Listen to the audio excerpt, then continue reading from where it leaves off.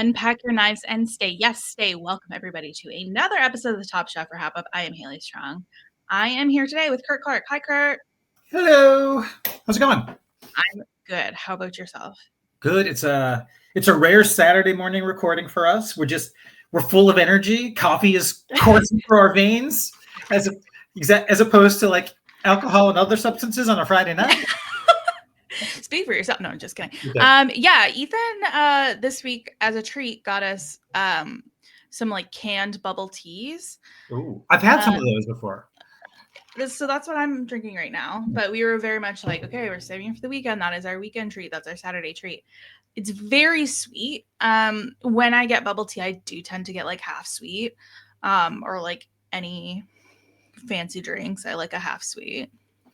It's not the brown sugar bubble tea, is it? I think so. I think it is. Okay, that might be the one. I get that. It's like a gray can. Yeah, it might be the same one. Look at that. Canadians and Americans getting the same products to drink. Yeah. And then there's another one that's almost more like juice-like, it's not so much like a boba, but it's almost more like a jellied, like a fruit juice, like a bursting. I love those. I think there's it's like a dragon fruit mango one I get. And I can't remember if it's a dragon fruit juice with mango, like popping bubble things, or vice versa. But anyway, I digress. I co-sign your drink selection. I'm not digressing because I'm going to talk about another drink, which is when we used to get sushi, the sushi restaurant we get it from used to carry this like sparkling sake in a can. It had like jelly at the bottom, and it was so good, and I loved it. But they don't sell it anymore. So if anyone knows where you can find that, please let me know because I want it bad. Yeah, like. Let's crowdsource. Yeah, let me know where I can find it. Now we can digress and talk about Top Chef. Yes. What an episode. Honestly, I went into this being a little persnickety, I think, because I do watch the previews. So I knew that there was like a Mission Impossible challenge coming, and I was like a little I guess disappointed that we're wasting a challenge on it. And especially like an elimination challenge. But I was tempered a little bit by the real focus on like Canadiana in the Quickfire. And then I did think the challenge was fairly well done. So I came out of the episode being like, okay, I enjoyed that. I enjoyed it more than I was expecting to. I think, and I don't know if you then, based on where you landed, I don't know if you agree still with, like, I think I would have liked to seen them swapped. I would have liked to have seen the Mission Impossible be the Quickfire and the PEI muscles be the elimination. Yeah. Only because, and we can talk about this more when we get to elimination. I thought this was a lot like. This was along the lines of what was it last season? The Maddie Matheson one, like the chaos, embracing chaos, or something, chaos cooking. Yeah. This was almost just as vague. Like it didn't seem like there was a lot of like in terms of like them getting the brief. Like as a creative strategist myself, like in my role, I've had to write tons of creative briefs for then our creative teams to follow and kind of like come back and say, here's what we developed based on your brief.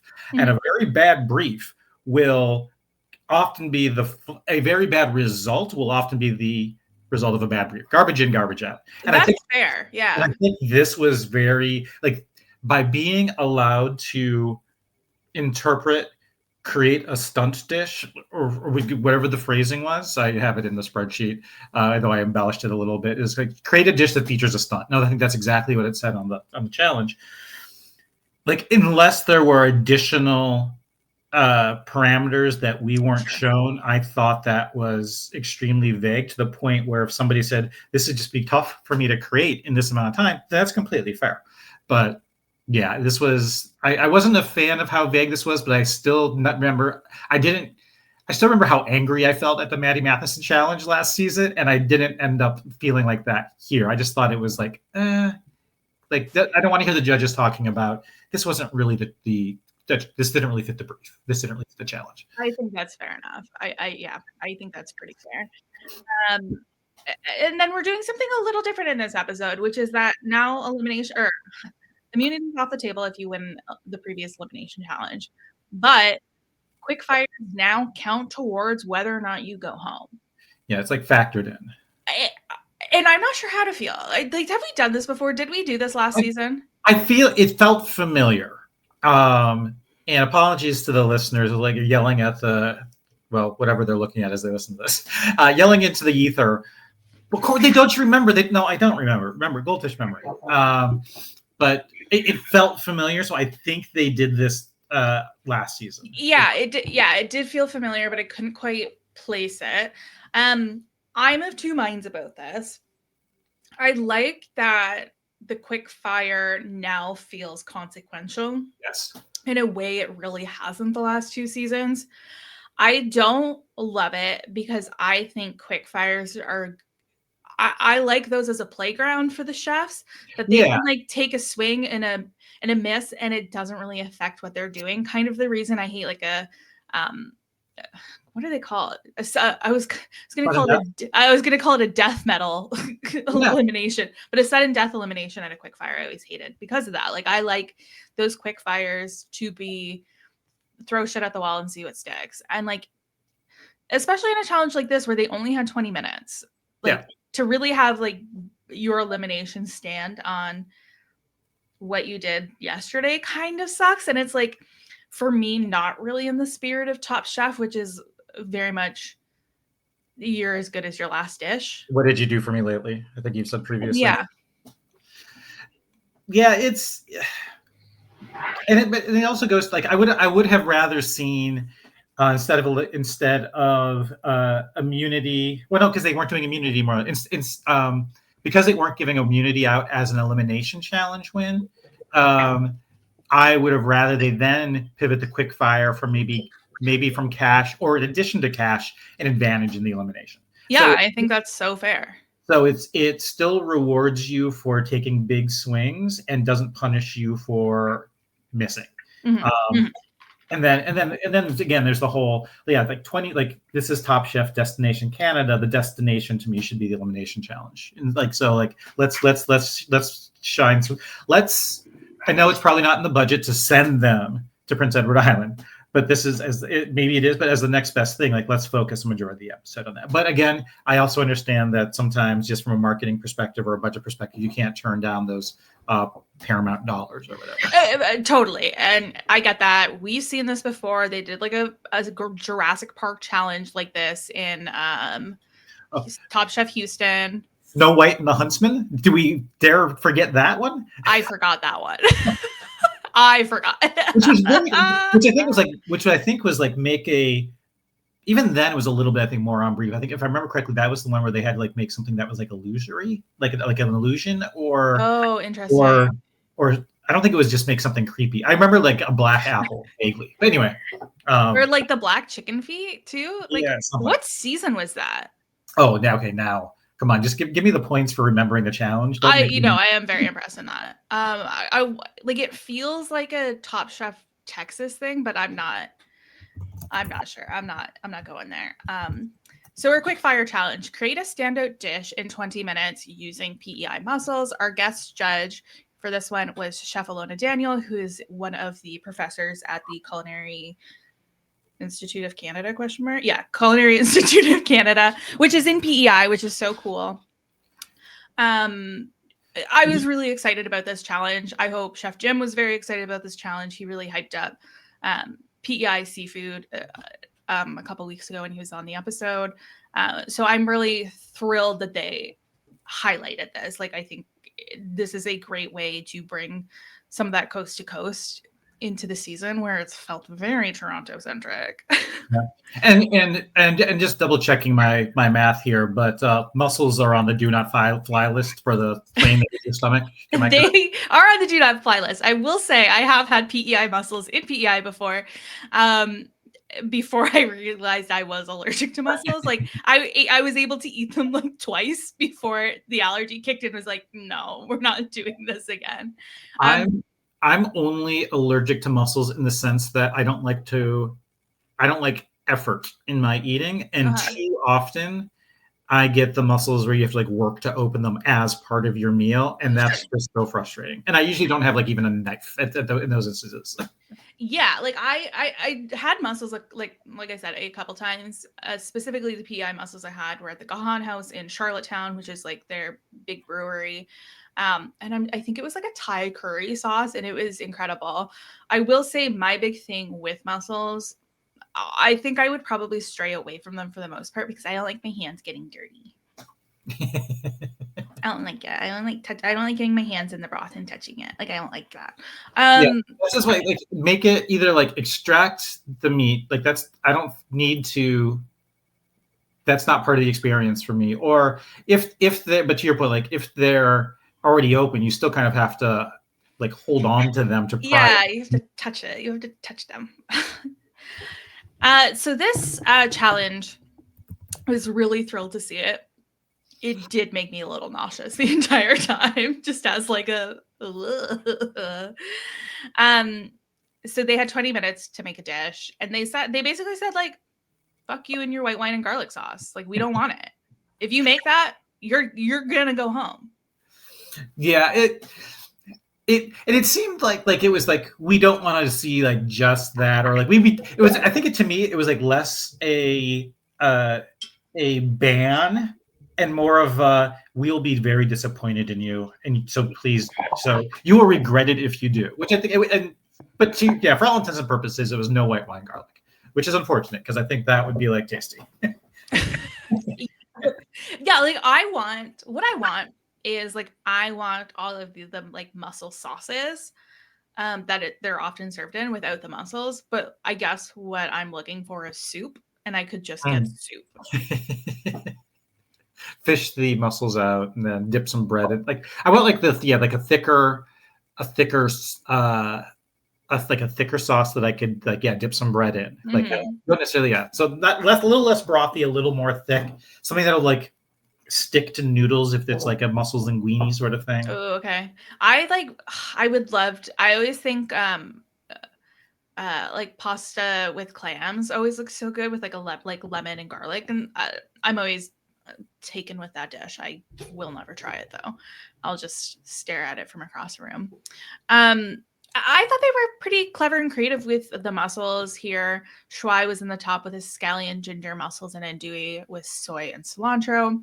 Cesar made a mussels steamed in beet juice with coconut fat and grilled toast. I think to like hear this, that sounds excellent. Cesar was in the bottom with this, and like this dish more or less sent him home. Yeah. Spoiler alert for those who didn't watch the full episode but are listening to the podcast and wanted to hear who went home at the end of the podcast. Cesar did go home this episode, and like basically for this dish, in my opinion. They just thought it had no flavor. It didn't quite get there. But that sucks. Vinny was in the top with his larb style mussel lettuce cup with cilantro, basil, and jalapenos. They were really impressed with the creativity on this. Bailey was in the bottom with her mussels and onion and mezcal with black garlic, aioli, and chilled apple broth. I thought this sounded really cool. I think the judges were fair in saying that it didn't feel like a complete dish, because Bailey also said that. She's like, it's open mussels and sauce. And it's like, okay, girly, yeah, like maybe throw a piece of bread on there. Yeah, just tortilla. Something. I don't know, anything. I like the fire she made with the mezcal. That was fun. More flame. More fire. You should have done that. Some of these people should have done that in their illusion. Tristan made a PEI mussel and zucchini flour with mussel emulsion and zucchini salad. Very cool. I love a zucchini blossom. Have you ever had one? I have not. I'm intrigued. But yeah, I can fully admit I have not. I think when I had it, it was like stuffed with like ricotta, and I mean, I love anything that's like a vehicle for ricotta cheese, so maybe that's like what I'm actually drawn to rather than a squash blossom. But Lana, she won with her mussel Italian toast with garlic mussel, juice, aioli, coppa, mustard, olives, and capers. I love where she went with this, where she wanted to match the brine, like the natural brine in a mussel, and went ham with olives. Yeah, ham with olives. I had that sandwich this weekend. I was just gonna ask you, do you like olives? Are you an olive girly? I situationally, it depends on the vehicle. Like I don't strangely, I don't care for olives on pizza. I'll eat them. Like there's very little I won't eat. I like a good tapenade. I like a not mordella, a muffaletta sandwich that has like the olive spread on it. Even like the turnovers, the lamb turnovers. I put too much olive in. I like an olive burger. I like, and I'll eat olives by themselves. So actually, upon reflection, it sounds like you love olives. I like olives. I like olives, except on pizza. I can't. I think, to be honest, that's the only form I can think of where I don't care for olives to be introduced. But this one actually sounded like between the capers and for some reason the mustard. This felt a little tartare to me in terms of like what I was anticipating it potentially tasting like. But that might have been largely due to like the pickled nature of it. But like you don't typically you'll typically see like cornichons instead of olives, but the capers. Sometimes you'll see mustard. So this. Yeah, something about Lana's dish here reminded me of a tartare, minus the raw, beef. I was excited for Lana to finally get her dues, and really pull something out. I like Lana, and I thought she had like a fabulous personality episode, I guess. Yeah, and not to get too far ahead of ourselves into the elimination challenge, but I wonder if this also starts to paint a picture of if you win the quickfire, you can do pretty badly in the elimination challenge and still be safe. Just don't, like, to quote RuPaul, just don't fuck it up. Like, yeah. And I'm almost willing to say that Vinny was more saved by his performance in the quickfire than Lana was. Yeah, I can see that. We can fight about that later. I can't wait. No. I think that does not go against my thesis. Okay. I still think that part of Lana's safety was the fact she did so well in the quickfire. Yeah, for sure. Massimo was in the bottom with a smoked mussel sandwich with tomato emulsion and zucchini blossoms. They said they liked this dish, but they just had a better zucchini blossom that day, which kind of is a surprise. But I was wondering if they were going to detail out the bottom three or the bottom number, because we had 4 tops and one. Yeah. And I didn't know if we were just going to get the top performers. But it also, I'm glad that they did 4 top performers, because it would have been weird to have like, here's the 3 tops, here's the 3 bottoms, and then there's like one in the middle. There's Schwei in the middle, like just twiddling his thumbs. But yeah. So I mean, maybe by being like called out as, obviously if they listed the top 4, you're the bottom 3. I guess you get the added information about why, which you can, take that in, meditate on that, and do better. But maybe like if you like knowing you're in the bottom potentially pushes you to take risks that you wouldn't have otherwise in the main challenge. I don't know. And then Kristen leaves for a hot mo, and then she comes back with a little suitcase and some laser beams and said, "We're doing Mission Impossible." Question for you, Curt. Do you care about the Mission Impossible movies? Care is a strong word. I enjoy them. Okay. I saw the most recent one, the part 1, where we're getting the part 2 in like a week or 2. Okay. But it's also the thing where I'm fine waiting until it comes out in video. I'll see it when I see it. It's not something where I'm like, going to be first in line for the movie theater. Yeah, and like Top Chef, I can't remember what happened in any of the movies. Like I'll remember maybe. Like I'll get them confused with Fast and Furious. I was about to say, that's fair. Like the car driving from one, like shooting across from one tower to another in like the Burj Khalifa in Dubai or something like that. I go, wait a minute, that was Fast and Furious, not Mission Impossible. But I have little visions and vignettes of like still, like I thought Kristen was going to come down from the ceiling like on a zip line, Yeah. like Tom Cruise did. No, she just like stepped over a 1-foot high laser beam on the ground. I was like, okay, great. I did like that the girls were like, yeah, club, another club. and some of the guys like Tristan and Massimo, I think were like, I'm not impressed. like they like, yeah, they didn't seem like they were having fun in the setup for this, but whereas the girls were. I know. We only have 2 girlies left, and they were girlying. Yeah. And she says, we have something special for you guys. You can earn advantages. There's 2 different advantages you can earn. So then they head on over to the CN Tower, where they have to do, if they want to get advantage 1, they have to do the edge walk. And then if they want to get advantage 2, they have to do the lean. Sign me up for no advantages. I'm not going out. I'm not going out. No, fuck no. What? Not happening. What? Because I'm okay. I'm glad you said that. When you kind of restated the challenge, it clarified for me that I wasn't incorrect. That they did say 2 advantages, but I must have missed what the first one. The second one was you get an extra 30 minutes to cook. What was the first one? That you get $75, extra $75 for shopping at the specialty store. Okay, I completely missed that part of it. Yeah, okay. Well, it was confusing. Right. Yeah, that one, they didn't brief that one great, in my opinion. I like to think I would have done this. I don't have I have a healthy avoidance of unsafe height conditions. Which I think is a long way saying, like, I would do, like, I have faith in harness systems. I would have probably done this. Well, I can't even think about it. It's making me like queasy. Yeah. This was like a big episode for me being queasy, like most of it. I don't do heights. I can't like look over a very low staircase and like be fine with it. I can't like watch stuff like this. It just makes me sick to my stomach. I can't do heights. Not for me. Alicia Rosen messaged me. She's a listener of the podcast. I was like, I did this in like 2019 or 2018, and it was great. And like, you could not pay me enough money. And then Ethan was like, well, maybe I'll do this. Maybe it's like, I want to do this summer. I'm like, okay, go for it. I don't care. I'll stand at the bottom, like wave up. Like, how great for both of us. That sounds fun. It starts at about $200. Oh yeah. No, you know what? That's like, that sounds like the sort of thing that I'd be willing to do as a paid for workout. It's not the sort of thing where I would not get $200 of enjoyment out of it. To be fair, that's Canadian, so you might be able to get like $139 of an American dollar enjoyment out of it. No, I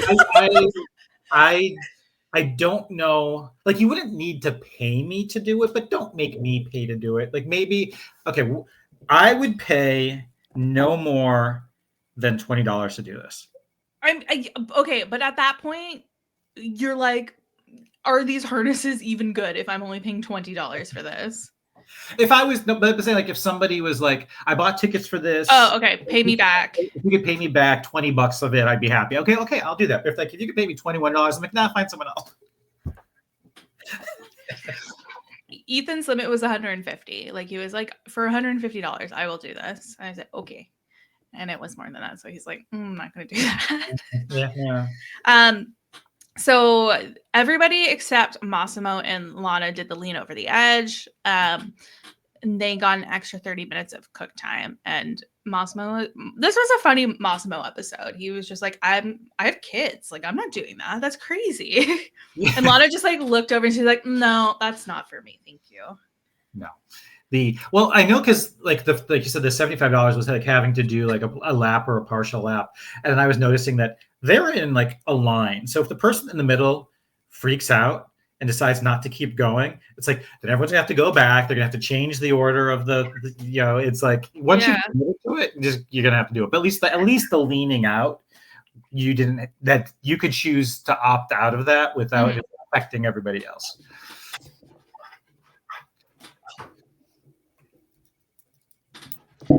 And then we do some shopping. We do our usual Whole Foods. But then we go to our specialty shop. So Hooked, which is a fish shop. And then we went to what is one of my favorite stores in the world. I was so excited to see this, the Cheese Boutique. It's actually in Etobicoke. It's a little like farther than, a little closer to, I don't know, Etobicoke. I don't know where you are. This store effing rules. It's not that close to downtown Toronto, but if you are visiting the city, you have some time, go to the store. It's so cool. They have so many different kinds of cheeses and it's incredible. And also, the guy who is serving Bailey, his name is Afram. He's like, I'm trying to remember how they describe it. He's like a cheese sommelier, basically. He's like one of the only fromagier. Yeah, he's basically like one of the only like masters of cheese in the world. This guy, he has his own show in Canada. It's called Cheese: A Love Story, where he travels around the world and talks about cheese. Dream job. It rules. Find it if you can. It's a great show. It's only like 5 or 6 episodes. He's often in the store if you're there. Like, you know, he's very lovely. The one day we overheard him talking about with a customer about the show, and it was like so funny. But anyways, love that store. It's impossible not to go in there and accidentally spend $100 because you're just like, I need to try that cheese. The one time we went, Ethan had seen this like one really weird cheese on the show, and he got it, and he hated it. He despised it. It was like this weird French cheese that was like, I don't even know how to describe it. It was wild. I don't know if you watched the U.S. Amazing Race, but this was a big week for cheese shops because they had a cheese challenge in France there, where they had to basically, they were in a cheese shop where they had to taste and memorize the names of 9 different cheeses, and they weren't labeled. The guy behind the counter was telling them like Roquefort, and they were like mispronouncing it. Yeah. And then they went back outside, and then there was like the cheeses were in a different order, and then they had to taste them and visually identify, and then say, "Oh, this is the Camembert or whatever." So big week for cheese in reality TV. Yeah, I love that. I was so excited to see Cheese Boutique. If you are in the area, do yourself a favor and go to this place. It's so cool. And they also have like a little they also own Hooked, so they have Hooked across the road. And then they have a food truck that's also at the end of the road, and they always have like rotating like guest chefs every weekend. So like whenever you go, it's different. I think they also have like a little like sandwich shop down the road where you can get like grilled cheese and stuff. So like they have like this whole street basically it's like a food paradise. It's great. Love it. Our elimination challenge, create a dish that features a stunt. And yeah, for us, it was a little loose interpretation. Yeah, so like there wasn't a lot of constraints of where they go with stunt. I think maybe some of them were like a little loose in the definition, but like I'm not going to complain about that. I don't care that much. So we have Lana and Massimo. They're serving first because they did not get the extra 30 minutes because they did not lean over the edge of the CN Tower. How dare they? Just kidding. Would not do it. I'll enjoy my 30 less minutes. Massimo made a Pacific trout en croûte with sauce matelote, fondue de tomate, Louis the 15. Okay, great. I'm not good at Roman numerals. I'm not even good at my favorite Louis. I'm not even good at number or like real numbers. It was saffron emulsion. I was very worried for my good friend Massimo here. But I think rightfully so, because I think he acknowledged like and not just in Top Chef, but I think a lot of these shows, there's I feel like I see it a lot more in the British Bake Off, to be honest, but people are maybe you were overly ambitious in trying to do this, or you're trying to do too much. And at least he acknowledged it. And I did, like, in terms of thumbs up or thumbs down, in terms of the stuntness of this, I do give it a thumbs up. Like he kind of acknowledged like to make, like, for those who are in the know, to attempt what I'm about to attempt in 2 hours is ridiculous. And I think the chefs acknowledged that. And I'm ready for Massimo and Buddha to go on the Amazing Race together, because there was like some sort of so cute.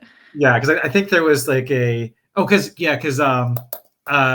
this was where fast forwarding to the win, he got the and I saw this coming, that he was going to get tickets to the premiere. I knew that was going to be a part of this, and then Buddha's like, you can sit next to me. Also, shout out to Massimo. This week, the 100 best restaurants in Canada list came out. So they do this every year. And actually, a Niagara restaurant was number one, Pearl Morissette. If you've watched the last season of actual Top Chef Canada, that was featured on one of the episodes, and Massimo's restaurant was one of them, was one of the top 100.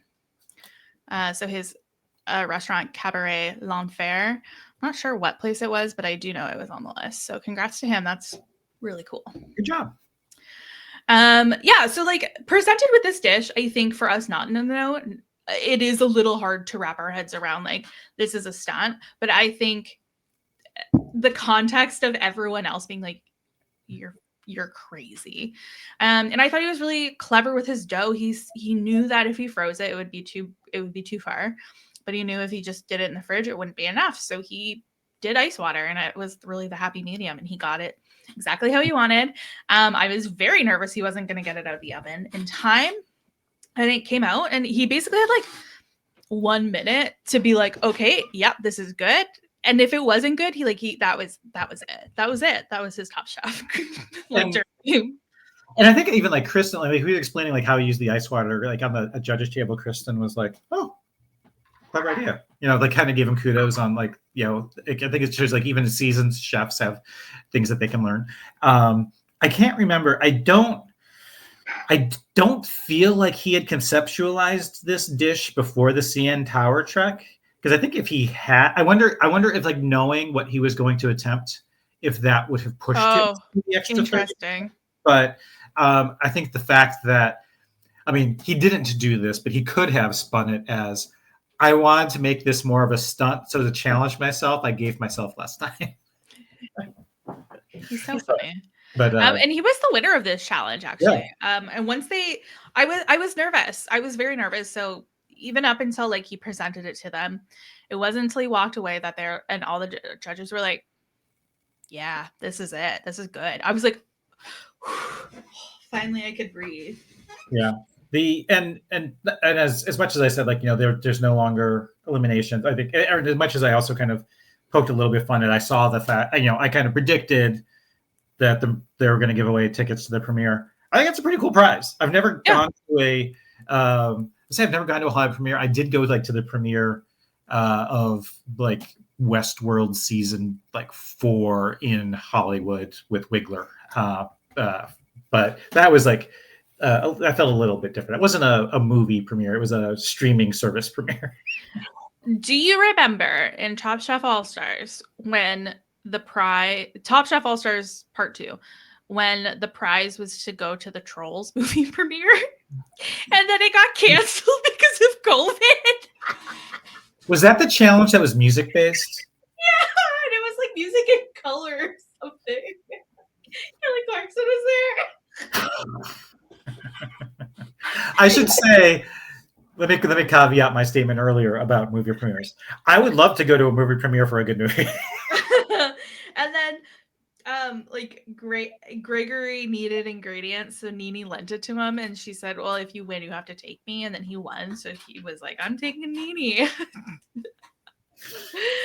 Oh god, what a fever dream that was. Anyway, Lana was in the bottom, which is unfortunate because I liked where she was coming from here. She made a fried fish basket with a torchon of fish, cornmeal crumble, cocktail and hot sauce with tartar hollandaise. I like the little heart shape that the sauce is in. A torchon of fish creeps me out. Like, I found looking at this unsettling. And it's nothing to do with Lana. It's like the word torchon I don't like. The like seeing it on the plate and like seeing how it has to be like wrapped together, just like it creeps me out a bit. Yeah, and was it different types of fish? Is that the concept? I don't know. I'm not sure. because I thought that she had mentioned at some point like a specific, like, I think what also threw me is like I never see like a chef prepared dish just called fish. Like except like the exception being you can get some like high end fish and chips, but even then in the description you usually It's like haddock or cod or whatever. Exactly. Yeah, exactly. But this one there was at least in the like the description, like it was the fried fish basket, torchon of fish with cornmeal crumble. I would have been like fried fish basket torchon of trout. Yeah, like let's our halibut. Give us some more details. Sure. Maybe that's what turns me off a little bit. Is just like here's your fish. I'm like that's like someone saying like here's your meat. Give me more detail, please. Yeah, I liked where she was going with this. They really had an issue with the cornmeal crumble. It was just like too dry, and yeah, I felt bad for Lana here. I think she really wanted this one to work out, and it didn't.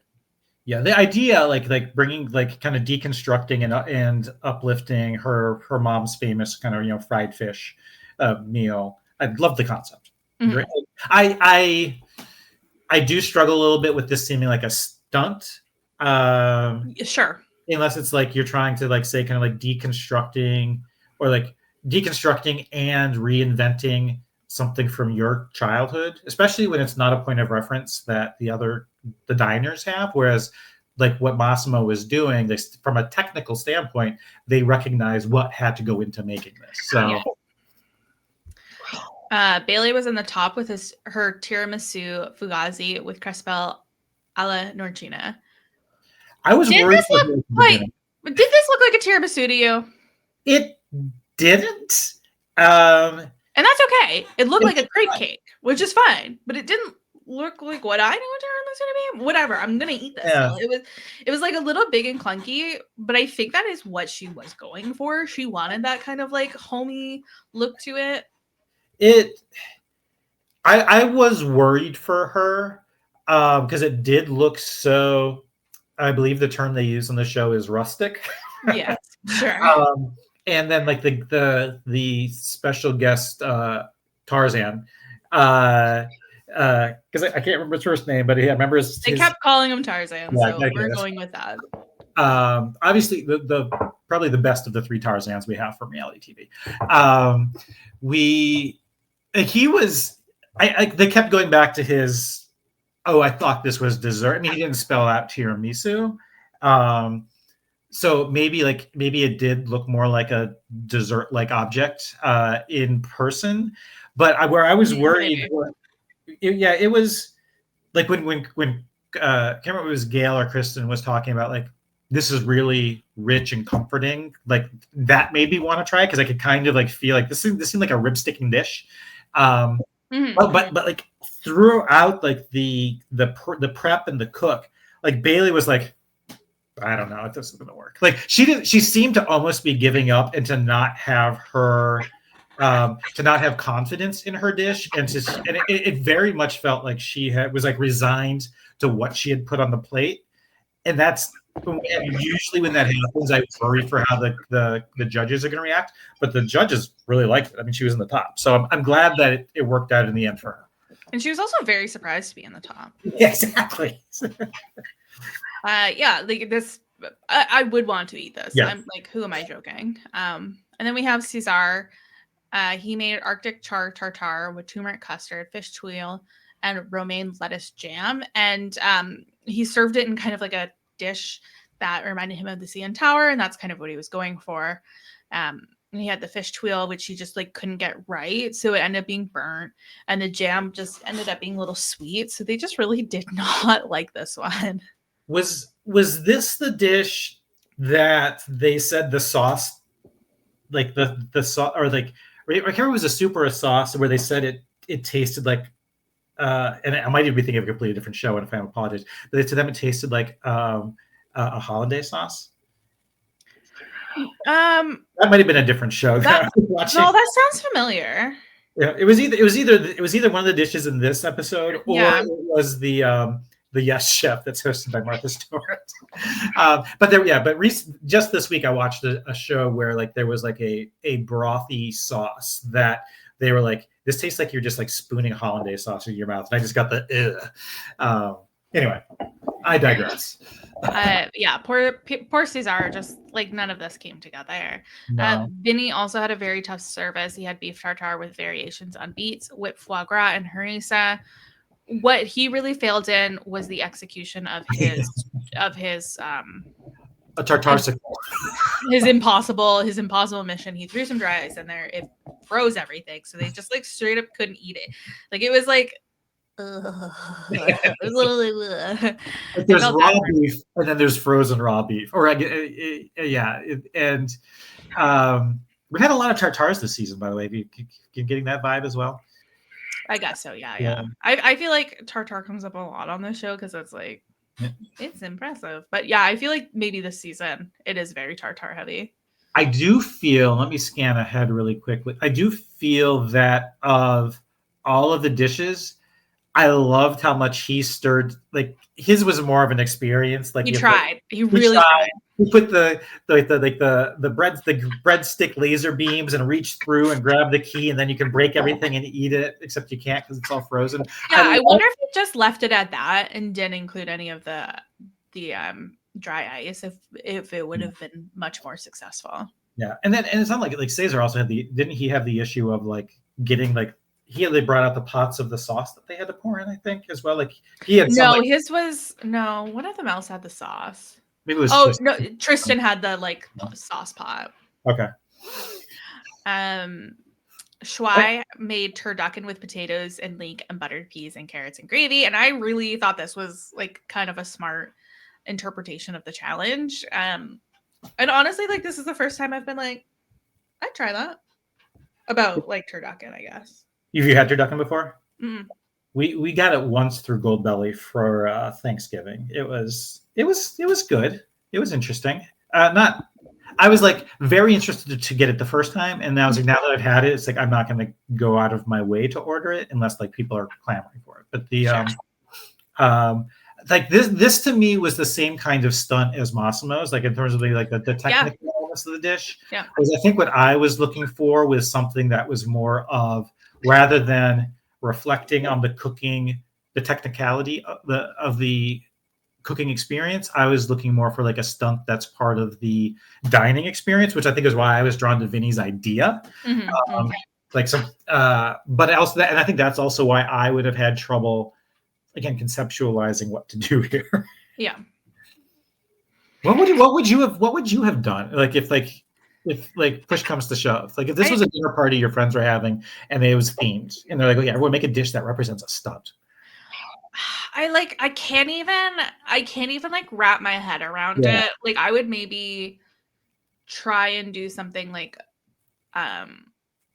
maybe like completely vegan and try and be as like close to meat as possible, you know what I mean? Like have it people not even realize it's not meat.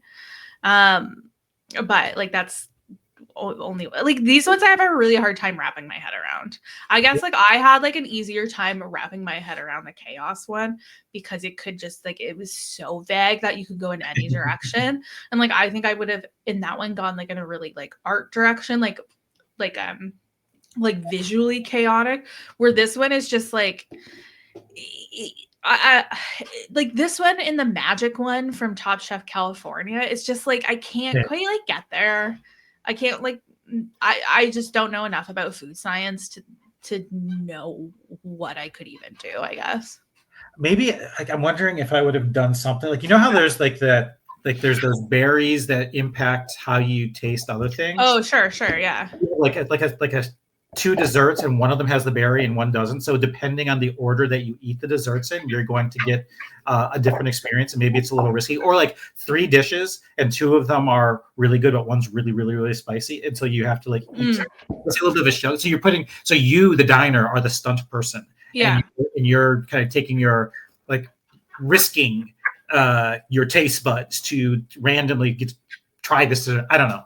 That's fun. I like that. Like a Russian roulette dessert sort of thing. Yeah, that's cool. I do like that. Tristan had chicken impossible with king crab and sausage stuffed chicken wing with crab boil American.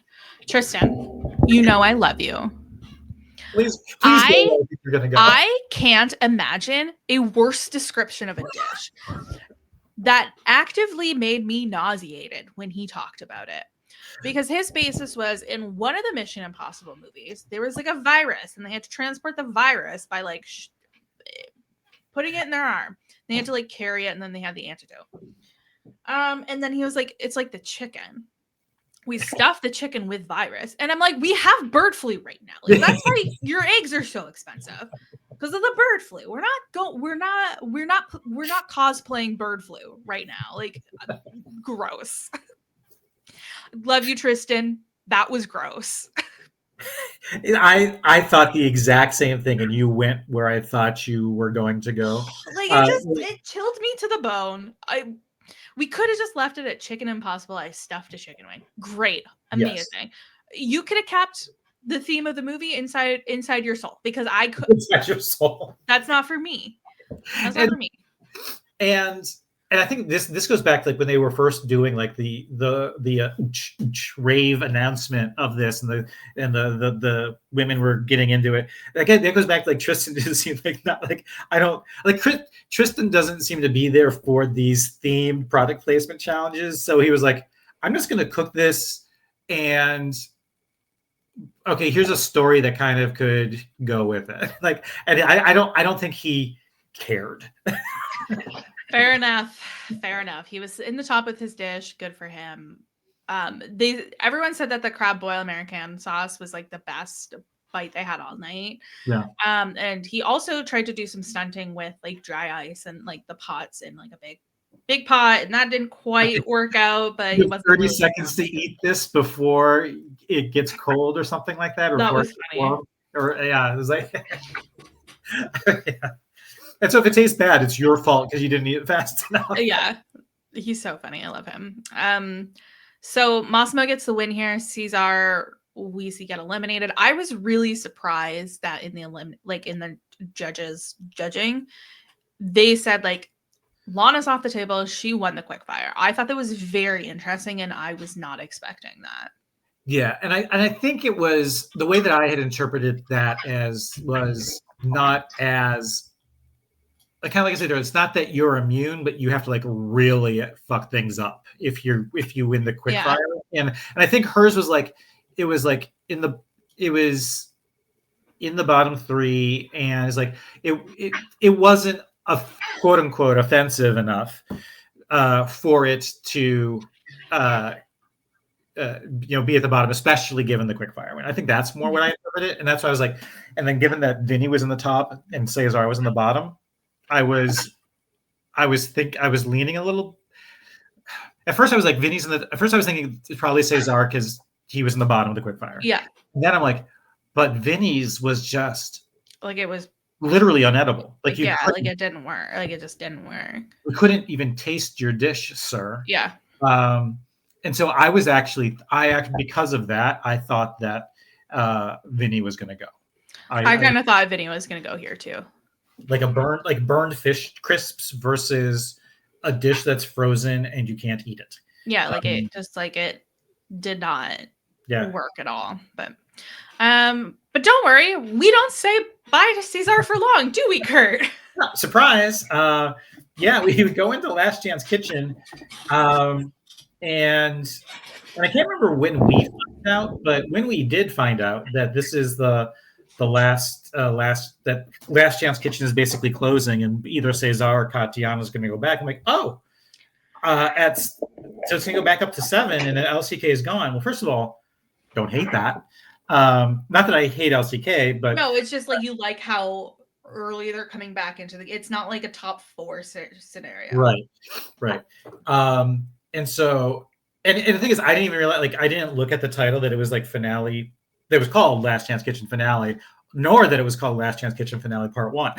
I just noticed, I think when I noticed, it was when I went to the Bravo YouTube channel, and they had 2 Last Chance Kitchens that were uploaded 23 hours before. Yeah. So I was like, oh, okay. I think I know what's going on here. Yeah, because I watched on Peacock, I could just hit the continue watching, and I didn't see the title. Mm-hmm. And so I didn't realize the first challenge. I thought actually the first one was very clever and nicely themed into the main episode. So the first one is they had to choose one of the eliminated chefs and direct that chef almost as their stunt double through making a dish. And Katiana chose Kat, and Cesar chose Corwin. Katiana Kat made a burrata with roasted bacon, kimchi condiment, and fried Brussels sprouts, whereas Corwin, directed by Cesar, made a pear cream with grilled pear, roasted maitake mushroom, kumquats, and sorrel. Cesar ended up winning that, and as Cesar was on my draft team, I was like, yes. And then there was a little bit more of a build-up that this was going to be basically a best 2 out of 3. I would have. I'm a big pear stan, and it's like one of those things I like to see different things done with it. So I would have between these two, I would have definitely tried. I would have definitely ordered the pear cream, the pear dish. What they were doing with the kimchi because I have a jar of kimchi in my fridge, and I think it was like because they wanted to. We're kind of like char it and smoke it, but it's already very, very, very moist coming out of the jar. And so I liked just how I could actually hear Katiana instructing Kat on how get the smoke coming out of the pan through the kimchi. Can't remember the specific directions, but I was like, okay, this is kind of actually, I felt like I was learning more. Yeah. So I really liked this challenge. I really liked it too. And I'm glad that this wasn't on its own a last chance kitchen challenge, because I feel like it would have been pretty crazy to actually eliminate somebody based on a dish that they did not physically touch. And I think they both did an excellent job directing them, and like both the chefs made the dish that the directing chef wanted them to, but it still would have felt a little icky to me if like it was just like they did. Imagine if Cesar got eliminated here without ever touching a dish in Last Chance Kitchen. You know what I mean? Like that would have felt a little odd. So I thought the challenge was so cool. I'm glad it wasn't like this challenge and this challenge alone. And the other thing I didn't mention for those who didn't watch it is also the Corwin and Kat. The only things that they could say were yes chef and no chef. And then so Tom asked Kat a question later, and she's like, "No chef." And he's like, "You can talk now, Kat." I was kind of thinking the same thing as you. Is like, what if one of the? I mean, luckily, I think Top Chef has evolved to the point. I don't even know if it ever was at the point where where chefs would not sabotage another chef. Yeah. Like Corwin wasn't going to tank things for Cesar. I don't think that anybody on Top Chef ever would have done that, most likely. But that the fact that it was a best 2 out of 3 at least does protect against that possibility. Or if the person just completely misses one thing, like accidentally grabs salt instead of sugar, and Cesar doesn't see it. Notice it. But yeah, so then they said we're going to make this best 2 out of 3, and this was where I was like, okay, I'm not going to look at how much time is left in the episode. Yeah. And I'm not going to see if there's like also like another part after this, like a part 3, in case it was just like boom, boom, boom 3. So I purposely structured my watching of part 2 so I wouldn't know if there was likely a part 3 or not. Yeah. For the second one, they had to make the best one bite dish of their lives.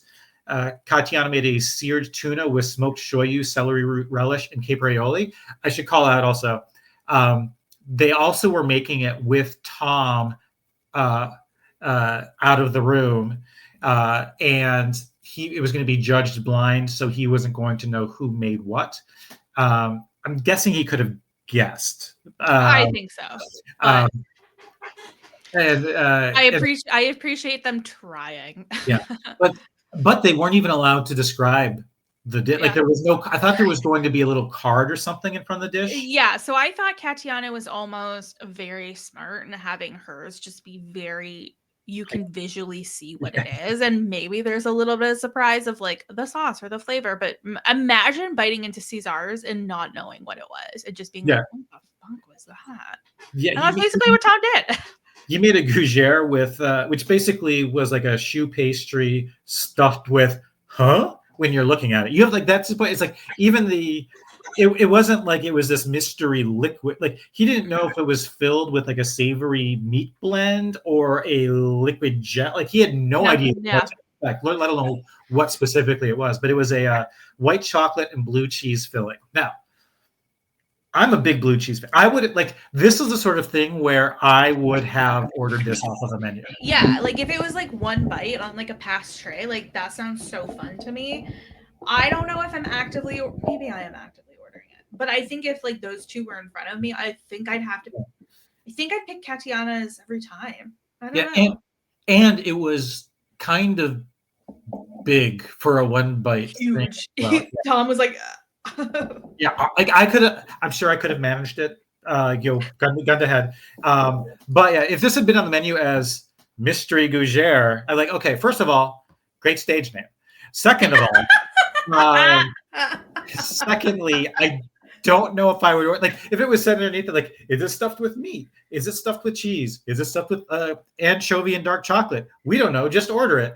I don't know if I would. So fair. And so, like, even when he was eating it, Tom was like, I have no idea what this is. And I kind of figured Katiana was going to win this round, and she did. And then for the third round, they had to cook a perfectly composed dish in 20 minutes. And this is where I wish, like, Chef Jim was on. Like, I'd love to hear a chef speak to what perfectly composed means. I interpreted it as multiple components that are kind of complex in its structure, but still work together somehow. Yeah. That's kind of like, you're not just going to make a nicely cooked steak, because I think you need, for a composed piece of music, you need several instruments. You can't just, I could be wrong. I guess you have piano compositions, but I always picture it as like orchestrated. Sure. I don't know anything. I don't know anything about music, so I cannot tell you that. Tatiana made a vadavan cauliflower and potato soup with roasted cauliflower, raisins, cilantro, and lime. Cesar made a zucchini spiral with salsa pipien, fried pepitas, and blistered blueberries. Blistered blueberries, an interesting add to this. I liked when Tom came back. I think Kat said, "Oh, Daddy's back." I cried. I literally, because same girly. I literally laughed out loud, like, "Ha!" When I heard that, I was like, I just love that build. Going back to Katiana's like first dish, which she was directing Kat through, I think one of the complaints, Tom's criticisms there was that it wasn't seasoned enough, and she got the same criticism on this dish, whereas he seemed to, but he really enjoyed Cesar's, but so Cesar ended up winning this, and it largely seemed to be it was the seasoning, and I think he also they could have used a little bit more acid as well, which I feel like we keep hearing. And I don't think I could taste this and go, this could use some more acid. I could taste the dish and go, I could use some more dish. But like I'm not good at identifying what a dish is lacking. Like unless I order something and it says blue cheese cream, and I taste zero blue cheese, and it's the reason I ordered it, then I won't be able to call it that. But in terms of something needing, I say I can't tell if something needs more seasoning, but let's wait till we get to what did you eat this week? But anyway, so Katiana was eliminated, and Cesar is returning. I'm happy for Cesar. I'm so sad for me because I love Katiana so much. Yeah. I was convinced that like she would just tear through Last Chance Kitchen. I was convinced she was the winner of the season. I'm sad. And I would not have been surprised that, I think I was also convinced she was coming back in Last Chance Kitchen. I wasn't as convinced as you that she was going to win this season. I do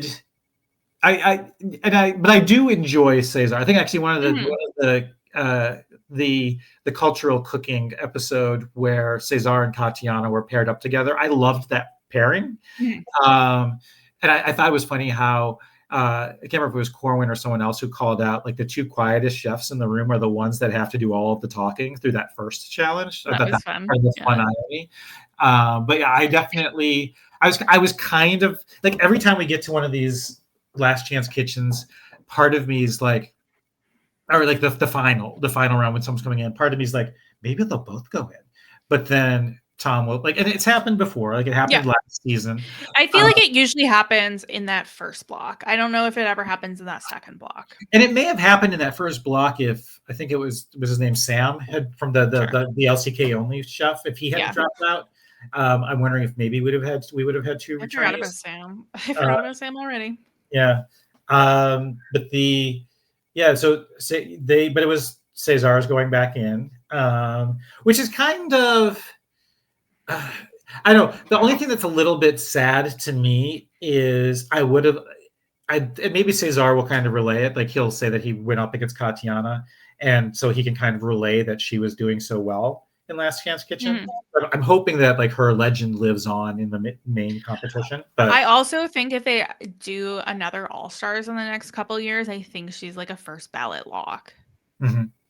I'm thinking her or even Lana for some reason. Like I'm getting kind of returnee vibes from Lana. I forget when they do the like pick their sous chefs for the finals. Do we go dip this far into? Yeah. Okay. Yeah, so we may see her again. I wasn't surprised that Katiana picked Kat.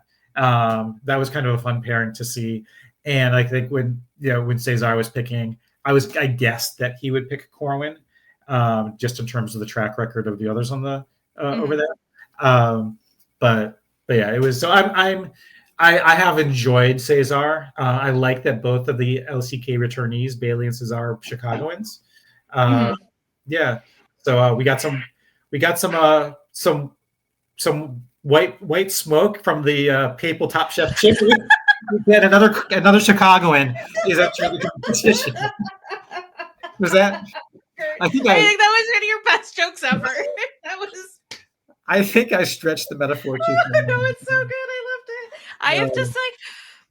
I obviously sometimes the internet is so bad. It like, it's like the purveyor of like misinformation and brainwashing people. LOL. Anyway, I think that this week has been one of the best weeks on the internet. Because it's just been so funny, everybody's reaction to an American Pope from Chicago. Like, it has been so funny. Every meme, every Reddit thread, like, hilarious. Yeah, but I like the Onions. Vatican papacy elects first Chicago-style Pope, and it shows him there dressed like a Chicago-style hot dog. And then there was another one that was, like, showing somebody scooping out, like, a big, thick slice of a deep dish pizza from Giordano's, which said, Body of Christ. Like, it's just been so, like, I saw a TikTok that was like, the new Pope was my mom's like situationship in college, or like, do you think the Pope's brother still calls him Bobby? Like, it's just made me love it. Is he a White Sox or a Cubs fan? He's a White Sox fan. We found out. Yep. Okay. Or like I read something that was like, oh, he's good at long suffering because he's a Cubs fan, but like he is a White Sox fan. So like it's just great comedy. I like it. Curt, what did you eat this week? Okay, so let's talk about the good things. I had a game night at my sister's house last night. I had a goat cheese pizza. I had a really good. There's a local brewery that makes these really thick smoothie-like kettle sours, and this one was made with raspberries, blackberries, watermelon, and kiwi. So good. I made through a meal kit a Thai chili steak salad that was had like crispy rice in it. That was really good, and like I'm not a salad girly. One of the other dishes I made, it was these fried chicken bites. So I actually have a wok. You had to put like the batter and like the chicken in the batter, and then you put the half inch of oil in the wok and fry up the chicken. So it was fried chicken bites, mashed potatoes, and coleslaw. Okay, I must have severely underseasoned this because the entire thing tasted like white male. Like it was like just very, it was so plain, and like the best thing about this was the coleslaw. And I've got like another serving in my fridge. Oh, and then there was like a gravy I made too, which just added the whiteness on the whiteness. It wasn't fun to look at. I'll send you a picture of the reheated one. Please. So yeah, no, it wasn't that great. Next weekend though, but I think we'll probably record before we have a local food truck festival on Sunday. So I'm very much looking to that on the 18th. Tonight, I'm going to a birthday party where I am bringing dark chocolate Buckeyes, a Greek pasta salad, broccoli crunch salad, tomato basil cheese curds. Ooh. Um, and then I think the only other thing is, I did. So I watched the premiere of 24 and 24 season 2, and so I know, like in the first season, I said I only knew like Marcel really. Mm. This season, Michael Lataggio is a contestant. Stephanie Izard's a contestant. Nini's a contestant. I'm trying to. And then there's more. Elon from like the winner of Top Chef season 2. Yeah, I thought I saw that. Yeah, it was. I'm really enjoying the number of people I actually recognize on the show, and then. And then I feel like Jet Tila was a judge during like the first episode, and anyway, it's been a fun show. I'm really enjoying it. It looks like they come out with like back-to-back episodes, like on a Sunday night, and then as individual episodes the next day. Oh, okay, cool. So, cool. Anyway, so that's a high recommend for me. Really enjoying 24 and 24 on the Food Network. How about you? What did you eat? I think last week I did talk about how I received my Odd Bunch box in the mail, and I was excited to play around with that. And it was I had a really great time with it. I still have lots left. So with that box, I made some savory breakfast muffins. I did peppers and breakfast sausage in those because I don't love the egg bites, like the Starbucks copycat egg bites. Like I find them too like. So I like that these are like substantial muffins and they're really delicious and they're super customizable. So if you want the recipe for that, message me because the recipe I have is just like a screenshot from a caption on TikTok. So I will send that to you. Nothing wrong with that. And they're really delicious. And then there was a lettuce in the box. So on Monday we had chicken bacon ranch wraps, and because a couple of weeks ago we've been talking about ranch for like weeks now on this podcast, and so I was dying to make ranch, so I made some homemade ranch and had those on the wraps, and they were incredible. Like they were so freaking good. And then I also, in the box there was like a little thing of tomatoes, so we made TikTok pasta. That never fails me. It's always so delicious, and this was somehow like the best time I had made it. I need to get onto like food TikTok. Like it's fun. I like it a lot. I feel like I'm stuck in like capybara and turtle TikTok. But I need food TikTok. Yeah. So, and then on Thursday I had a Big Mac because it was McHappy Day. I don't know if like, do you guys do McHappy Day? Every day is McHappy Day for me. That's fair.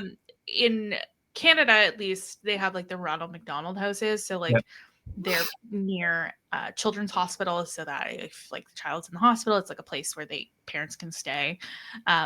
So every year they do McHappy Day, where like a portion of your meal goes to McHappy Day. So I was pretending to be charitable by stuffing a Big Mac into my face. If they do have McHappy Day here, it's not promoted in any channels that I follow. It's something I could see them doing. Like they'll have the constant presence like of donation boxes for the McDonald house. But it's that's nothing wrong with a Big Mac. Yeah, so it was good. What's funny is, so I just like earlier this year or late last year, I discovered a local kind of board game community here in West Michigan, and every Tuesday night they get together at this local board game bar, which has amazing. I think I talked about it previously. House Rules Game Lounge. So they have amazing slider menu, and they have like chicken. Oh yes, yeah. I think you have this. Yeah. They also have like a few kind of things like on sub buns, and so I actually what used to remind me. I ordered their chimichurri slider and a chicken bacon ranch sub because it's just like something I would never order, and it's just like, you know what? Let me take this. Sounds actually good. I like all of these things, and they're like, we are out of chicken and bacon. Oh my god, yeah. And I'm not ranch dressing on a sub, please. Yeah, and like chicken bacon ranch has never been something I've been particularly drawn to until last year. I had a chicken bacon ranch quesadilla at Chili's, and like my life was forever changed. I feel like I see it as a pizza option quite often, also. Yeah. And then so I can't remember if I told you this or not, but my parents for Christmas got us a wood fire pizza oven, like an outdoor, an outdoor one. So we're gonna attempt it for the first time tonight. It's not that little white mechanical one they had on the ravine vineyard one. Not quite. It's like an uni. It's like, yeah, we have like the wood chips and we have to figure it out and read the instructions. So tonight's the night where we're gonna like figure it out before we have because we'd really love to do like a pizza party this summer, like invite our friends, tell them to bring their favorite toppings and like make pizzas all night. Nice. But we need to know how it works before. So I'm really excited to try that. Cool. Curt, where can people find you on the internet if you want to be found on the internet? You can follow me at Curt Clark. It's on my lower third on the video of this, but it's with 2 C's. And one at the front, one part way through. Yes. Yeah, I think I've got a picture of something I made up there recently and some books I've been reading. Find me on there. I think I'm also at Curt Clark on Untapped if you want to follow me to see what I'm drinking. But I'm much less attentive to inputting things in there. And you can find me on Instagram at @strong_, and you can check out everything I am reading over my Bookstagram account at The Strong Library. And until next time, pack your knives and go. Bye.